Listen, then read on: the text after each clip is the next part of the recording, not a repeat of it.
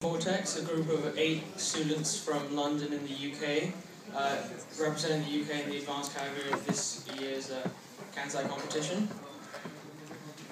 In terms of our team, we split our team into a design team and an outreach team in order to basically best attack the competition's main goals of making sure people know about CANSAT and obviously producing a good product. Right. So for the primary mission, ESA sent us 2 temperature sensors and a pressure sensor. We tested these pretty early on. The temperature sensors we monitored through the Arduino into the computer. They both worked fine except the LM35 fluctuated the data quite a lot, so it was quite inaccurate. With the barometer, that was fine. We tested it with a vacuum chamber, and but in the end we decided to, instead of using these components, use our altimeter, which we needed for our secondary mission anyway, which is a lot smaller, easier to fit on, and is much more accurate. In terms of secondary mission, our CAN needs to, we decided our CAN needs to use GPS to guide itself to and land in a landing zone. So to do this, we opted for a quadricopter design. So the CAN's launched and ejected from the rocket. Then the rotors begin spinning, which causes the CAN to right itself, where it then, in guided descent, sends data that it's gathering from the altimeter back to the ground station twice per second, where it then can land in the landing zone. Right, so quadricopters aren't controlled in the same way that conventional helicopter is controlled. Rather than altering the pitch of the propeller blades, instead they just alter the relative angular velocities of the 4 motors, which are arranged such that you have 2 that are spinning anti-clockwise and 2 that are spinning clockwise. And then if we look at the system in terms of torques, we can derive the principles of how it's able to control its yaw, pitch and roll by causing acceleration in those frames. Then, in order to obtain translation, which is of course the ultimate goal, we can see that when it's at an incline, a portion of its thrust vector is acting in the horizontal plane, and so that will lead to a translation. For the electronics, our main processor was the T-Arduino. For our location, we used a U-Blocks GPS, which gave us accuracy to 2.5 meters CER. And then we used the RGIMU, which had an accelerometer, a magnetometer, and a gyroscope, giving us data that we needed to process. In terms of the motors and props, it's pretty difficult to find suitable ones that fit in such a small space, especially considering the constraints we had. We use DriveCalc, a simulation software that allows us to run different types of motors and props to see the most efficient ones that produce the best thrust. So we ended up deciding with a Hexatronic 5G 2000 kV motor, producing approximately 90 to 100 grams of thrust, depending obviously on the prop you choose. At first we started with a 2.5-inch prop, and then we slowly sort of moved to a 5-inch one because we realized that it just wasn't producing enough thrust. We also had a small problem with the motors because they're very small, they're quite delicate, so it's very difficult to work with them. In fact, one broke, and if you go on Facebook you can see me crying about it. In terms of the CAN itself, we started off with some rudimentary designs, trying to see how we could fit a quadricopter in a CAN. From the research I've done, it doesn't exist at the moment in terms of, I haven't seen it anywhere, so it took us a while to design some good hinge systems and booms. We use SolidWorks, which is a simulation software that allows us to check lengths and dimensions without actually having to print the CAN, which can often be quite difficult because it takes a lot of time.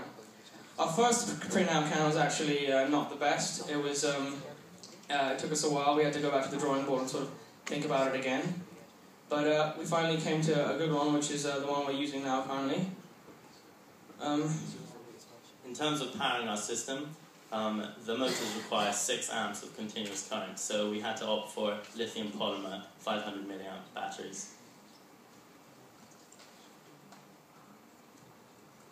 So what you can see here is the class hierarchy of the Arduino library that was necessary to power the system. I won't explain all of it now, but the first task that we had to work out was that because the algorithm has to compute at around 100 Hz in order to keep such a small boom length stable, it couldn't afford to spend a large amount of time sending us all the telemetry data. And so we created a binary packet format in order to enable that communication. However, that meant that we then needed client software, which we then wrote, and it has a nice GUI that allows you to visualize what the quadricopter is doing in the sky. The other tasks involve the PID algorithm, which we opted to use to stabilize it, because it's nice and simple. Simply put, this removes error, steady state error, and then prevents any oscillation in the system. Okay, in terms of guidance and advice, we kind of needed not a little bit, okay, at least, because we were very beginners in the category of quadricopters. So we were invited by Imperial College Robotics Society to come and have some brainstorming sessions with them, which really helped to kickstart our ideas in terms of where do we go with this, how do we look at the research that we need to do. That was great.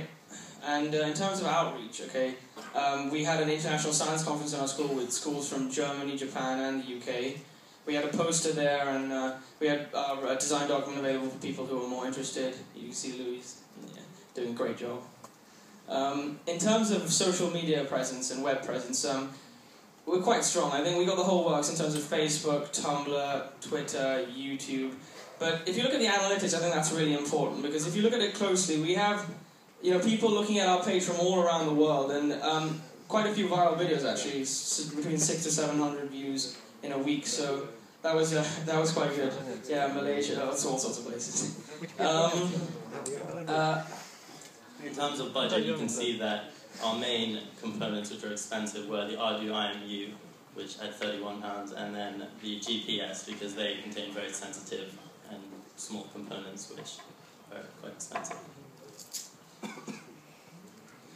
Okay, well, it's been a tough project so far. We've had some difficulties. Like in these pictures, you can see us having to use our lunch hall as a lab because we got locked down. But yeah, I think we're going to have a demonstration now of the props. Because we can't, of course, fly it in here, because we don't really want this careening into a wall or something, but we'll just throttle one of the motors just to show you the kind of forces that we're dealing with here.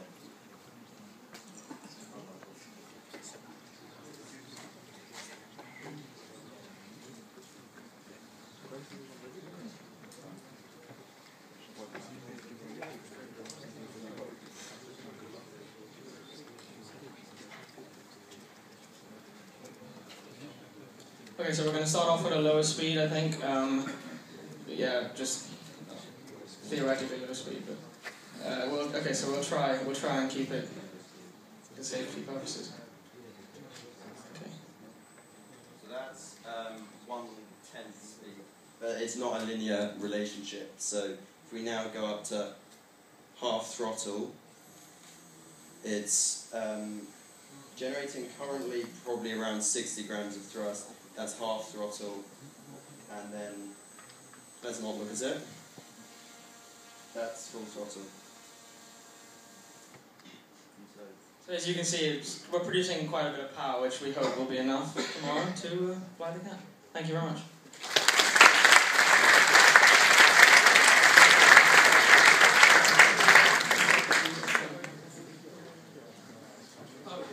Of course, sorry, any questions?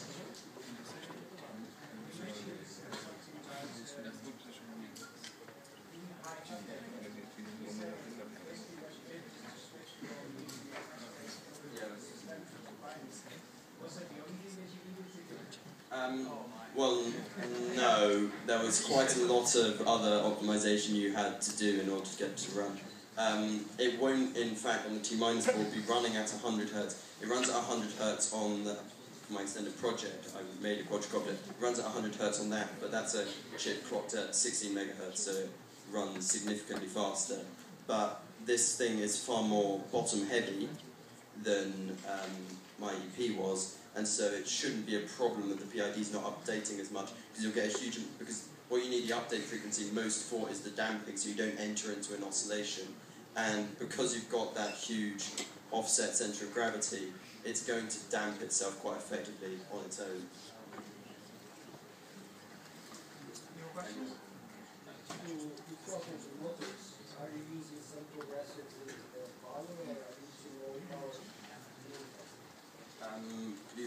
question, sorry.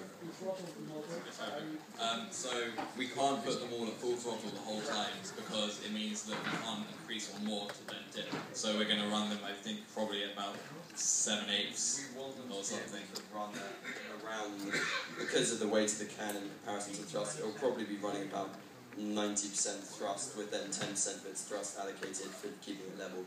Yeah, for tilting to translate. Well, it controls itself. It's we program it with GPS coordinates beforehand that we want it to target. Of course, we'll choose reasonable ones. We won't choose ones back in Britain or something stupid. But it will then try its very best in order to land or crash land or whatever it does in that coordinates. Yeah. Are you concerned about crosswinds? Yeah, actually, we talked about this. We think hopefully it should be fine. It really does depend. Like, we presume that we're not going to be the only projects that have a problem if the winds are really high. So I think we have. So yeah. The algorithm that computes where it needs to go for so where it needs to target. So the error from the latitude and longitude where it needs to target. It will take account of how much is being affected by the wind. So it projects a path down, and if it's been detected that it's being blown a lot one way when just not tipping itself, then it will try and compensate for that. Yes. Are you using a parachute? No. You are? No, just on the thrust. Because if we were to use a parachute, it would interfere with the quadricopter. Well, firstly, it would tilt into it and chop the cable, but also it would mean that the wind would make it very hard for it to control itself. You'd essentially end up with a kind of inverted pendulum. Which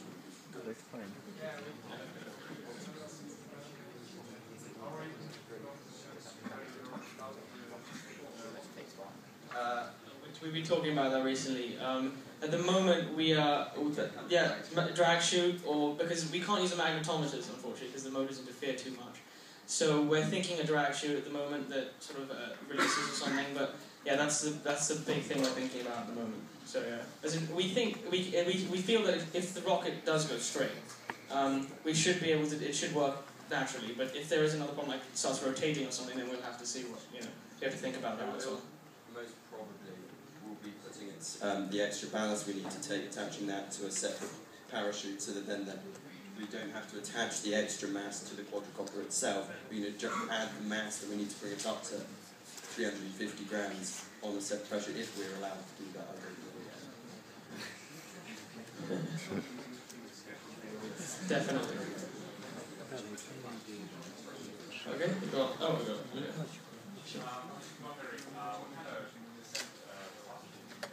Okay, we'll target 8 meters per second, but of course it can't guarantee that. As in, it will try its very best, but for all we know, it could just continuously accelerate down. It shouldn't, but it might. Yeah, they'll definitely interfere. But the main problem with the descent rate is that, unfortunately, you might have seen there might have been some changes in the requirements. You guys probably all noticed. So there wasn't any allocation for directed landing in the new requirement. So yeah, we emailed, but I don't know if we got anything back. So, but I think we are, yeah. So it's more like it's probably gonna slow down gradually, so we can come to a landing where it just doesn't go, plummet into the ground. So yeah, that would be disappointing. It controls itself. It thinks it. So the RGIMU that I talked about will give it data about its rotation and where it's facing, and then along with the GPS, the algorithm says, so we're pointing like that, but we want to go over here, let's rotate like that, and just turn the motors on, and so it will go that way while still falling, and that's how it will work its own way of getting somewhere.